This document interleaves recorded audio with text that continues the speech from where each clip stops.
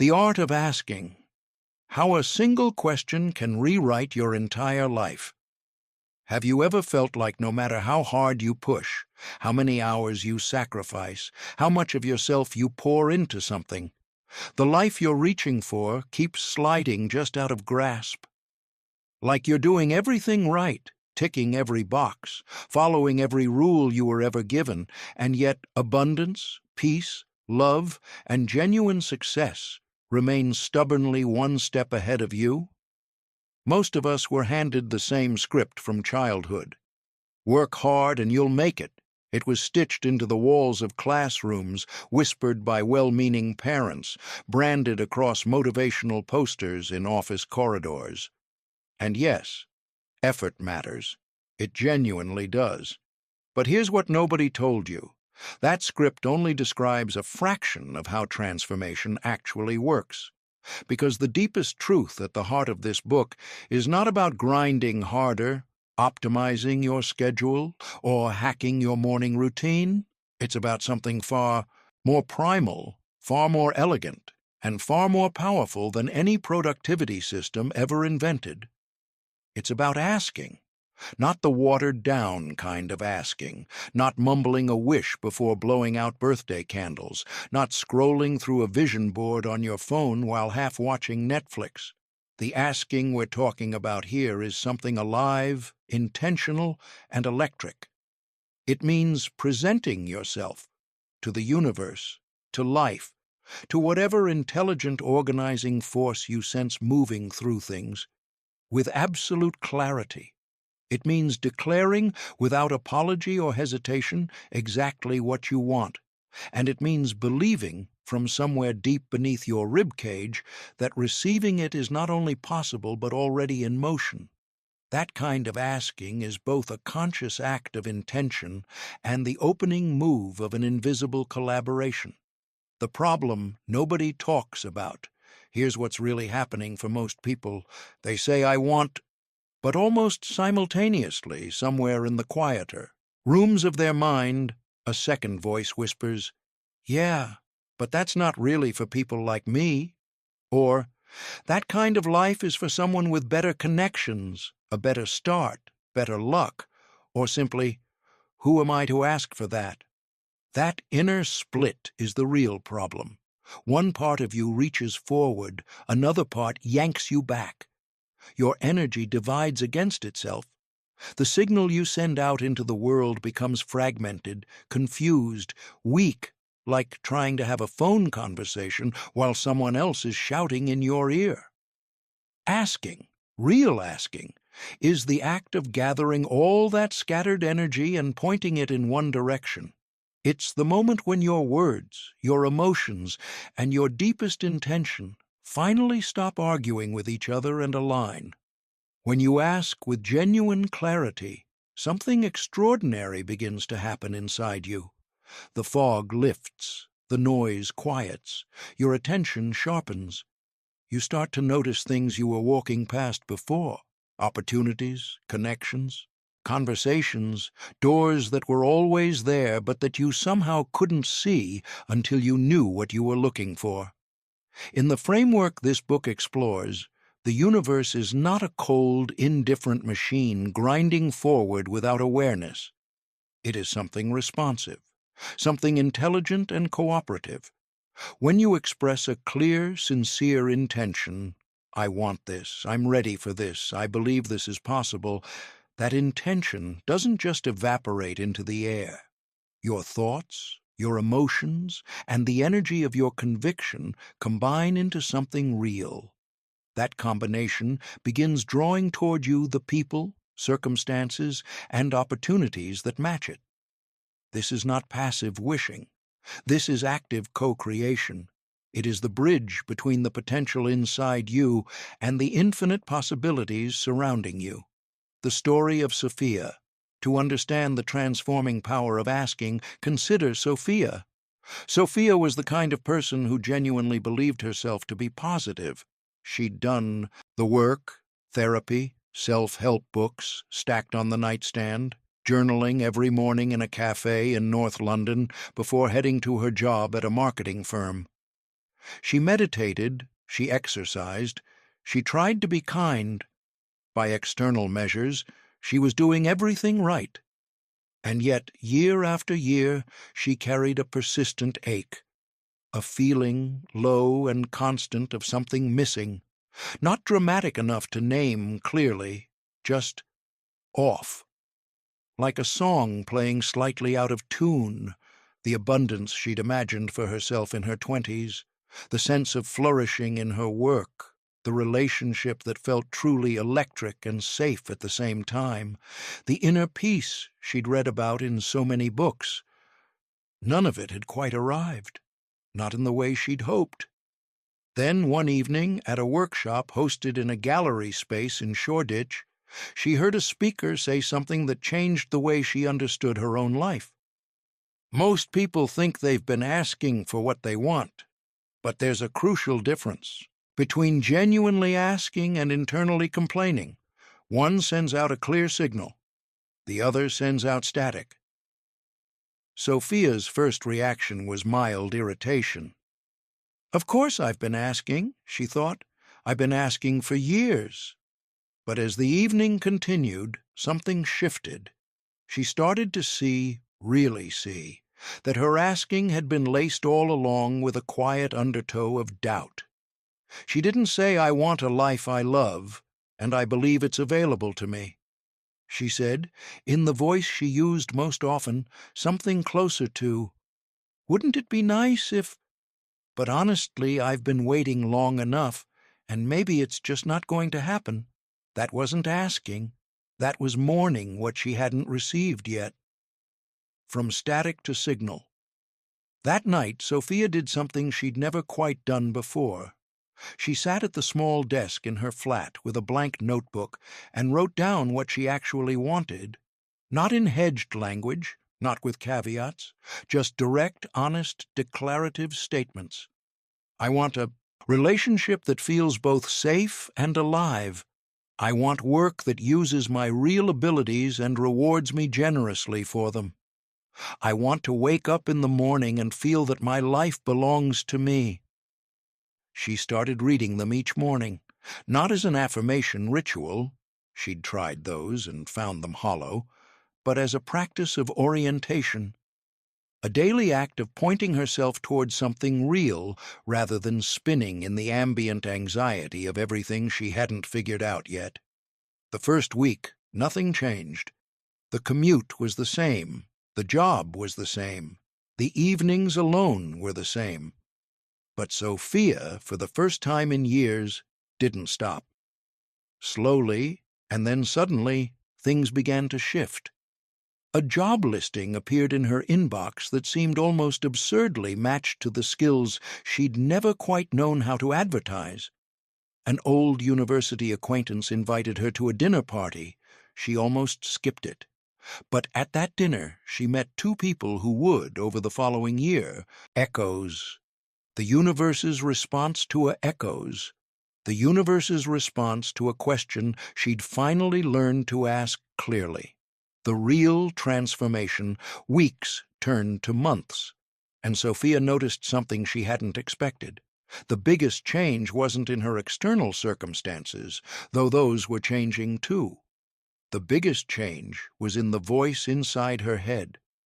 The one that used to murmur things like this, "Don't happen for people like me," had grown quieter. In its place, gradually and then reliably, a different voice. "I'm moving toward something real. I can feel it." This is the hidden power of asking. When you begin to ask clearly and sincerely, you don't just send a message outward. You reorganize something inward. The confused, self-doubting, half-believing energy that was working against you begins to consolidate. Your own inner world starts cooperating with your desires rather than undermining them. The question is not whether the universe will answer. The question is whether you're ready to ask clearly enough, believe deeply enough, and stay open long enough to hear the answer when it comes.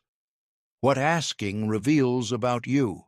One of the most underestimated aspects of the asking process is what it forces you to discover about yourself. When you sit down and try to articulate what you truly want, not what you think you should want, not what looks impressive on paper, you often find that the surface-level goal was never really the point. Vague desires produce vague results. I want more money gives the universe nothing useful to work with, but I want my income to grow in multiple ways that feel genuinely sustainable and aligned with my values. That is a clear signal with a direction attached to it. When you force yourself to name the specific feeling underneath the surface goal, two things happen simultaneously. You send a cleaner signal outward, and you give yourself a much clearer compass to navigate by. Both of these accelerate everything. You stop chasing proxies, you stop climbing ladders leaned against the wrong walls, and the moment you stop chasing the wrong things with enormous energy, the right things, the things that were waiting patiently just outside the edge of your attention, come quietly, firmly into view. Emotional alignment. Why feeling it first is the only strategy that works. There's a gap that almost no one talks about. The gap between wanting something and actually being tuned to receive it. You can write down your goals every morning. You can recite affirmations in the mirror with total conviction. You can build the most beautifully organized vision board in existence. And still, if the emotional frequency you're living in moment to moment doesn't match the frequency of what you're asking for, you'll find yourself spinning in place. This is not bad luck. This is physics. The universe does not respond primarily to words. It responds to energy. And energy, in the human experience, is largely determined by emotion, which means if you want something genuinely different for your life, you have to start feeling something genuinely different. Not after the change arrives, not once the circumstances improve. Now, before there's a single visible reason to feel it. The magnet you don't know you're carrying. Think of your emotional state as a kind of invisible broadcast signal. Whatever frequency you're consistently broadcasting on is the frequency you're on speaking terms with. It's what the world around you hears most clearly and responds to most readily. Here's the contradiction that trips up so many well-intentioned people. A person says they want abundance while privately feeling a constant gnawing sense of not enough. A person says they want love while carrying a quiet, persistent belief that they don't really deserve to be chosen. These two signals, the stated desire and the felt reality, crash into each other. The stated desire says, forward. The felt emotion says, but what's the point? And in that collision, both signals cancel each other out. The solution isn't to suppress the difficult feelings, it's to start, carefully and deliberately, cultivating the emotional experience of what you're reaching toward, before external evidence exists to justify it. This is what this book simply calls feeling it first. Marcus and the breakthrough he almost missed. To understand what emotional alignment actually looks like in practice, not as a theory, but as a lived experience that changes real outcomes, consider the story of Marcus. Marcus was 34, living in Melbourne, and running on fumes. He'd been building toward launching his own company for the better part of a decade. He'd read the books, taken the courses, attended the seminars, mapped the business plans with obsessive precision. He was, by most measures, incredibly well prepared, and yet nothing was launching. Then, at a weekend retreat in the Yarra Valley, one of the facilitators said something that lodged in Marcus's mind like a splinter. You can't think your way into a new reality. You have to feel your way there first. The emotion is the blueprint. Everything else is just construction. Marcus resisted it initially. He was a data person, an action person. The idea that his feelings had more structural importance than his spreadsheets was difficult to accept, but he was also desperate enough to try something different. So Marcus started a practice that felt, he would freely admit later, genuinely ridiculous at first. Every morning, before checking emails, he sat quietly for 10 minutes and tried to feel what it would feel like to already have what he wanted. Not to think about it, not to visualize it as an image, but to actually feel it in his body, the specific sensation of confidence, the feeling of creative momentum, the particular quality of waking up on a Monday morning genuinely wanting to work. The first week, it felt like theater. But by the third week, something subtle had shifted. The feelings he was practicing were beginning to feel less like costumes and more like something that actually belonged to him. His body had started to remember what confidence felt like from the inside. The outside follows the inside. Over the following months, Marcus's outer circumstances began to shift in ways he couldn't entirely attribute to any specific strategic decision. New introductions arrived from unexpected directions. A conversation at a friend's dinner in Carlton led, through a chain of events that felt both improbable and strangely inevitable, to a business partnership that became the foundation of everything he'd been trying to build. He would not have been able to map the route in advance. But looking back, he understood something clearly. The outer shift hadn't preceded the inner shift. The inner shift had preceded everything. "It's like I finally understood that I was the radio," he told a friend later, "and I'd been transmitting on the wrong station for years. Not because I was broken, but because nobody had ever taught me I could change the channel." How to actually do this. Step 1. Be honest about what you're actually feeling, not what you wish you were feeling. The real, present, honest, emotional weather of your inner life right now. Step 2. Identify the emotional state you want to practice, specifically. Not, "I want to feel better," but, "I want to feel the particular kind of confidence that comes from knowing my work is genuinely good." Step 3. The practice itself. Carving out even 10 minutes a day to close your eyes, breathe deliberately, and reach for that feeling as a physical, bodily experience, not a thought, a sensation. Step 4. Let that cultivated emotional state leak into your behavior. Make small choices throughout the day that are consistent with the person who already has what you want. This is not performance or pretense. This is alignment practice. You are rehearsing the version of yourself that is ready to receive what you've been asking for. The role of joy. One of the most reliable pathways into higher emotional frequency is also one of the simplest: joy. Not manufactured happiness, not toxic positivity, but genuine embodied joy. The kind that comes from doing something you love simply because it fills something in you, with no agenda attached. When you regularly create moments of genuine joy and gratitude, when you consistently return to the feeling that life is, at its foundation, generous rather than hostile, you are calibrating your broadcast signal. And the universe, as it consistently demonstrates to those who pay close attention, is extraordinarily good at responding to a clear, high-frequency signal. The language of intention. How to communicate with the universe in a way it actually understands most people. When they think about communicating their desires to the universe, imagine something dramatic. A prayer whispered in a cathedral, an elaborate ritual at sunrise, a vision board pinned with the precision of an architect. But the universe does not respond to ceremony. It responds to clarity. It does not respond to length or volume or emotional performance.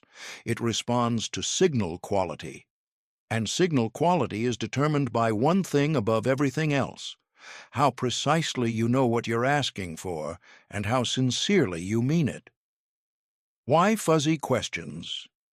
Get fuzzy answers. Consider two people, both of whom tell themselves they want to improve their financial situation. The first says, "I want more money." The second says, I want my income to grow through work I find genuinely meaningful in ways that feel sustainable and give me enough freedom to invest time in what matters most to me. Both are genuine expressions of desire, but only one of them is a signal. The first is a direction without a destination. The second is a coordinate. Your mind, conscious and unconscious, operates on specificity. The reticular activating system in your brain, that extraordinary filtering mechanism that determines what your awareness latches onto, literally cannot do its job without specificity. When you give it a clear image of what you're looking for, it starts finding it everywhere. When you give it something vague, it doesn't know what to select for. The silence that sharpens everything. There is another essential component to communicating clearly with the universe that almost no one discusses: stillness. The mind in its ordinary waking state is extraordinarily loud. Under that constant surface noise, most people literally cannot hear their own deepest intentions. They have wants layered under fears, layered under other people's expectations, and the whole stack is broadcasting simultaneously. This is why virtually every wisdom tradition that has grappled seriously with transformation has pointed independently toward the same prescription. Slow down, quiet the noise. Find the still point beneath the chatter. A simple breath practice, even 5 minutes of deliberate slow breathing before you sit with your intentions, can shift your nervous system from the scattered, reactive mode of ordinary consciousness into the calmer, more coherent state in which genuine intention becomes possible. Ethan's story. The power of asking from the heart. Some people ask from the head. They identify a goal, determine it to be logical and achievable, set up systems for pursuing it, and move forward with organized determination. There's nothing wrong with this, but there's a different quality of asking that produces a different, and often more profound, quality of result. It's asking that comes from the heart. Ethan grew up in a suburb of Toronto with enormous, half-suppressed dreams. He wanted to build something that mattered, a business, a platform, a way of being in the world that connected real people to real change. But somewhere between 22 and 31, the weight of ordinary responsibilities pressed down on those dreams until they barely stirred. Then, at a conference on social innovation in Vancouver, he heard a speaker say something that resonated in a place so deep he felt it physically. Asking small is a betrayal of the scale of your own soul. That sentence hit Ethan somewhere he hadn't been touched in years. That evening, for the first time in years, he allowed himself to sit with what he actually wanted. Not what was reasonable, not what was achievable given current circumstances, but what his heart, when fully unguarded, was reaching toward. He wrote for 3 hours. Pages and pages of desires he'd been suppressing since his mid-20s. He wanted to build a company that genuinely improved something in the world. He wanted to spend extended time living and working across cultures. He wanted relationships that were real, people who knew him fully. The moment Ethan began operating from those heart-level desires, his energy changed in a way that other people noticed before he did. He became more present, more willing to share what he actually thought. Within weeks, he found himself in a new kind of conversation. Not the networking small talk he'd perfected, but real exchanges with people who were trying to build something real. Giving as a way of receiving, the law of circulation. There is a principle woven through virtually every tradition that has ever studied the relationship between intention and outcome. Giving opens the channel for receiving, not because the universe is conducting a transaction, but because the act of genuine giving, of releasing something freely without a ledger in your pocket, does something structural to your inner life. It dissolves the contraction. It opens the channel. It relocates you energetically from a state of scarcity into a state of abundance. Giving is not synonymous with financial generosity. Giving is the act of genuinely contributing something of yourself to another person or situation. Your full attention, your honest feedback, your creative energy, your encouragement. These are all forms of giving, and each one, when offered freely, without performance, without an invisible invoice, changes the energy of the giver as much as the receiver. Gratitude, the multiplier. Nobody talks about enough. If emotional frequency is the signal, gratitude is the amplifier. Gratitude does something remarkable. It trains the mind to register abundance, and the mind that registers abundance continuously reinforces the neural pathways that perceive and attract more abundance. This is not magical thinking. It is how the brain works. A 5-minute daily practice of honest, specific gratitude. Not, I am grateful for everything, but I am genuinely moved, right now, by the fact that this specific thing exists in my life, can shift the baseline of your emotional frequency more reliably than almost any other practice. The rhythm of intention, how often to ask, how long to wait, and what to do in the silence. Between. One of the most confusing moments in anyone's journey with intention is the one where you've asked clearly, aligned your emotions, practiced with sincerity, and then nothing appears to happen. Days pass, then weeks. The circumstances that were there before are still there, and underneath the continued practice, a question begins to form.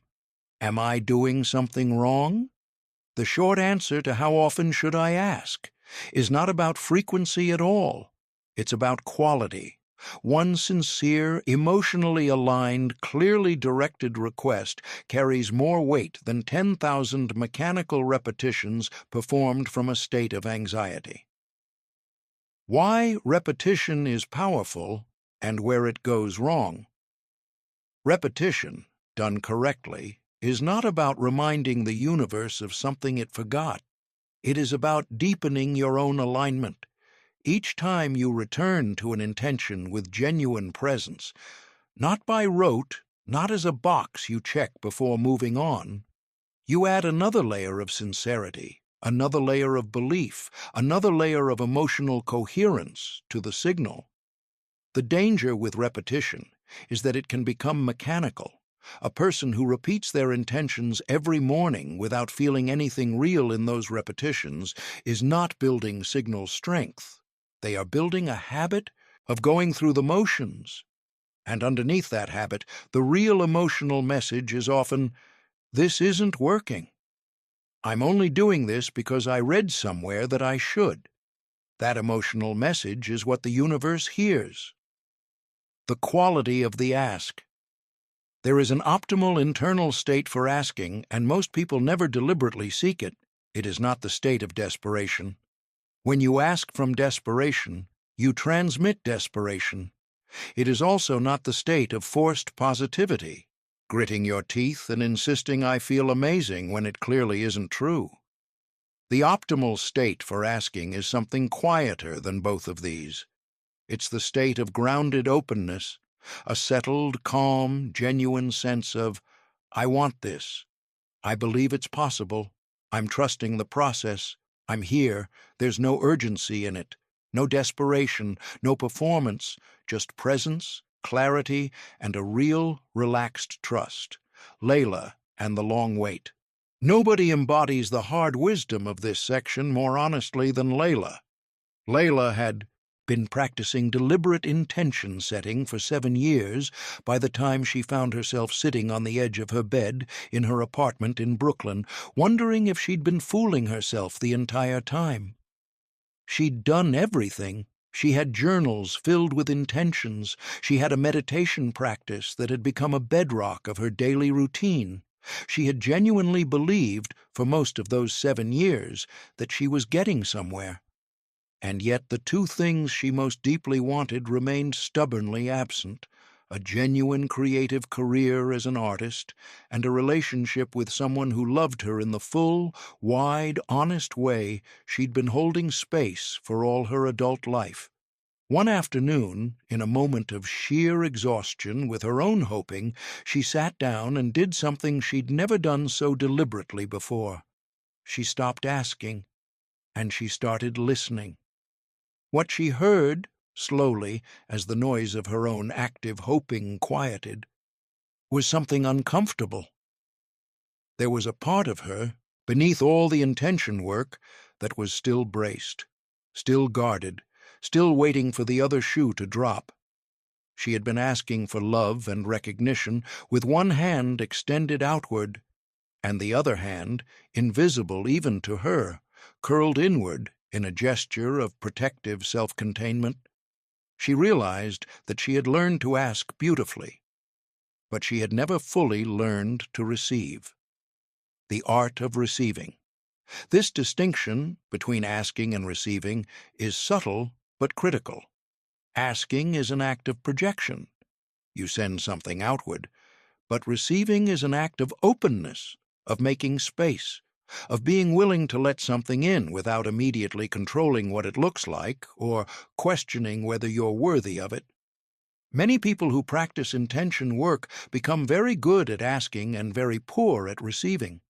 They ask with precision and emotional alignment, and then they contract, they protect, they hedge. The universe sends the signal back. But the channel is closed. Layla recognized in that afternoon of quiet listening that her real work was not more asking. It was learning to lower the inner walls she'd built so skillfully that she'd stopped noticing they were there.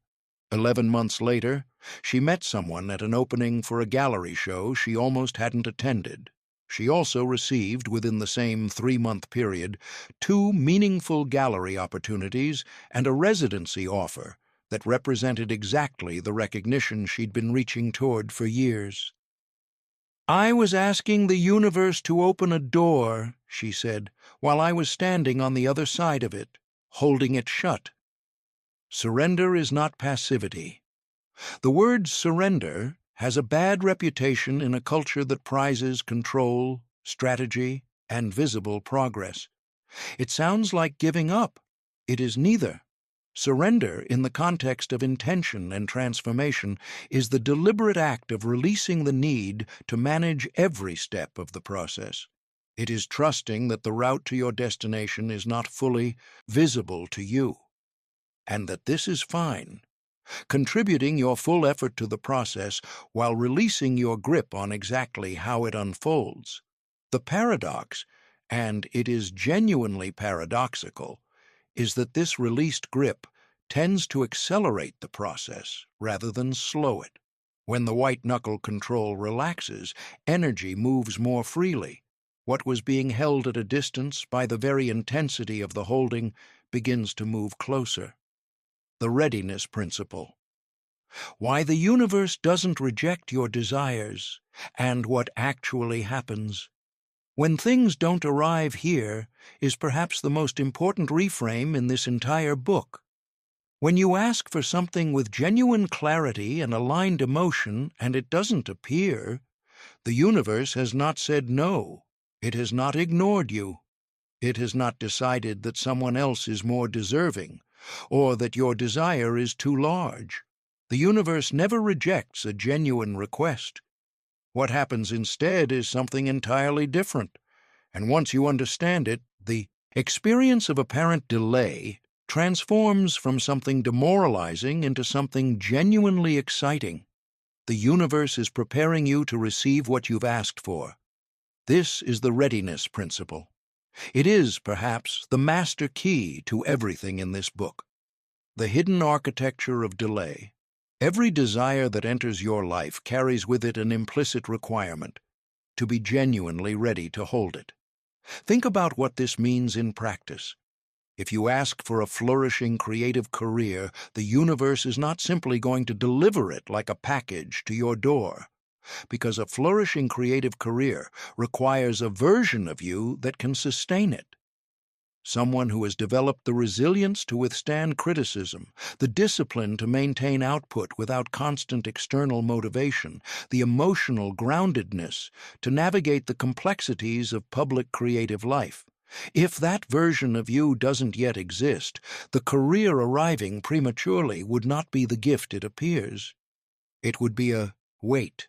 The universe, in its extraordinary intelligence, knows this, and it waits. Not because you haven't asked hard enough, but because it is, behind the scenes, preparing the conditions and you for the fullest possible version of your own desire. Being worthy. Before the evidence, there is a sequence most people follow by default. First, I'll see the evidence that I'm worthy of this, and then I'll believe I deserve it. This sequence never works, because the evidence doesn't appear until after the belief is in place. The universe, responding to signal rather than strategy, requires the belief first, not arrogantly, not delusionally, but genuinely, from a place of grounded self-knowledge. I don't yet have the thing I'm asking for, but I am, right now, the kind of person who deserves to receive it. My desire is valid. My readiness is growing. I am worthy of this. This shift from conditional worthiness to unconditional worthiness is one of the most structurally important shifts a person can make. And it is rarely comfortable. It requires a willingness to believe something before you can prove it. That willingness is exactly what the universe is waiting for. Permission. At its most essential, the readiness principle comes down to a single, deceptively simple act: giving yourself permission. Permission to want what you want, fully, without apology, without the hedge of, but maybe it's too much. Permission to believe that what you want is genuinely possible, not theoretically, but specifically for you, in your life, in your time. Permission to receive it when it arrives, without immediately finding reasons to question whether you've made a mistake by hoping. For many people, giving themselves this permission is the single most transformative act available to them. It's not a strategy. It's not a technique. It's an inner declaration that changes the signal permanently. I am allowed to want this. I am allowed to receive this. I am allowed to have a life that feels like mine. The mirror. Here is the truth that runs through everything in this book, from the first chapter to this one. The universe is a mirror. It does not decide what you deserve. It does not withhold from the unworthy or reward the perfect. It reflects back the dominant energy of your inner life. It amplifies what you consistently offer it. Every person in this book, Sophia in London, Marcus in Melbourne, Ethan in Toronto, Layla in Brooklyn, found their way to transformation through exactly this process. Not through perfect manifestation technique, not through extraordinary willpower or cosmic good fortune, but through the gradual, honest, often uncomfortable work of bringing their inner signal into alignment with what they most deeply wanted. And the universe, each time, responded. What transformation actually looks like, the final truth worth sitting with, the one that integrates everything that has come before, is this: the greatest gift of this process is not what you receive, it is what you become in the reaching. Sophia, by the time the relationship and the career she'd been asking for began to materialize, had become someone she genuinely respected. Marcus had become someone who trusted himself in ways he hadn't believed were possible. Ethan had become someone who understood that his desires were the direction his life was meant to move in. Layla had become someone who knew how to receive, genuinely, fully, without deflecting. In each of these stories, the external arrival and the inner transformation were inseparable. The desire pointed toward the becoming. The becoming allowed the desire to be fulfilled. Your invitation. You arrived at this book, or this book arrived at you, for a reason. Something in you is reaching. Something has been reaching for a while, maybe with varying degrees of hope and discouragement. That reaching is not naive. It is not delusional. It is not a sign of weakness or immaturity. It is the universe itself, moving through you, pointing toward what you came here to experience. Ask for it. Ask clearly. Ask honestly. Ask with the specific, detailed, emotionally alive request of someone who has decided, fully, without reservation, that their desire is real and valid and worthy of being spoken aloud. Align with it. Give in to it. Trust the timing. And above all, believe that you are worthy, not because you've earned it, not because you've proven it, but because you are here, you are reaching, and the mere fact of your reaching means that somewhere in you, you already know this is possible. The universe is not withholding from you, it is waiting for you, and when you do, when all of it comes into alignment, when the signal is clear and the channel is open and you have done the honest, courageous work of becoming ready, nothing will stand between your desire and your reality. Because you were never separated from what you were reaching for. You were only in the process of becoming the person who could fully receive it. The 7 Practices, a field guide to living the reality code. Practice. 1. The Clarity Inventory. Once a week, set aside 20 minutes to answer 3 questions in writing, not typing, but actual handwriting, which engages different neural pathways and tends to produce more honest, less curated responses. Question 1. What do I actually want right now? Not what I think I should want, not what would impress people whose opinion I've been carrying, but what I genuinely am reaching toward. Question 2. What emotion do I most want to feel as a consistent baseline on an average Tuesday morning at 10 o'clock? Question 3. What belief about myself or about the world is most likely getting in the way of receiving what I've identified above? These questions, revisited weekly, create a living map of your inner landscape. They show you, over time, where you're growing and where you're still contracted. Practice 2. The morning signal. Before checking your phone, before the first notification, the first email, spend 5 minutes orienting yourself toward your intentions. Close your eyes, breathe slowly. Call to mind the one thing you are most fundamentally reaching toward right now. Hold it in your awareness. Let it be specific and real, and then, deliberately, reach for the feeling. Not the image of having it, but the feeling of being the kind of person who has it. Even for 30 seconds, even imperfectly. Then go about your day. Practice 3. The Gratitude Anchor. Every evening, before sleep, write 3 things you genuinely appreciated about the day. Not performed gratitude. Real noticing. The specificity matters. 3 things, genuine and specific, each evening. The practice takes less than 5 minutes. The shift in baseline frequency it creates over 90 days is measurable by anyone who attempts it. Practice 4. The Signal Check. Twice a week, ask yourself with complete honesty, if the universe received a recording of my dominant emotional state over the past 3 days, my real, moment-to-moment emotional weather, what would it hear? This question is not an invitation to self-criticism. It is an invitation to accuracy. You cannot change a signal you won't honestly examine. Practice 5. The Giving Practice. Once a week, deliberately offer something freely. Not as a transaction, not in service of a particular outcome, but simply because you have something to give, and giving it feels like the right thing to do. Your undivided attention, your honest feedback, your creative energy, your encouragement.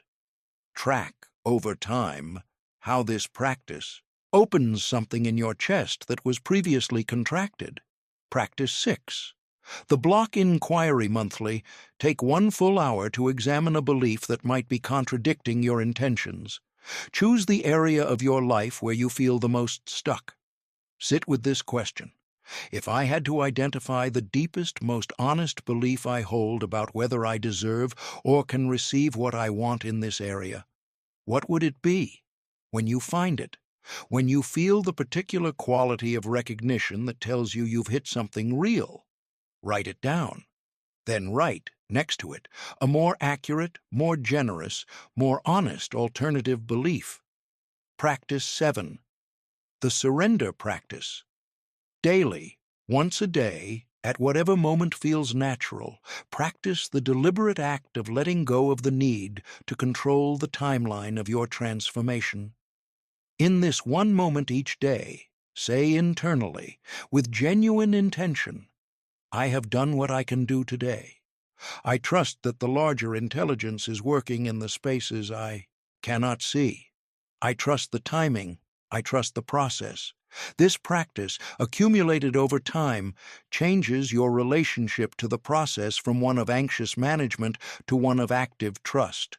And active trust, the combination of full engagement and genuine surrender, is the most powerful energetic state available to a human being who wants to change their life. A final note on the code.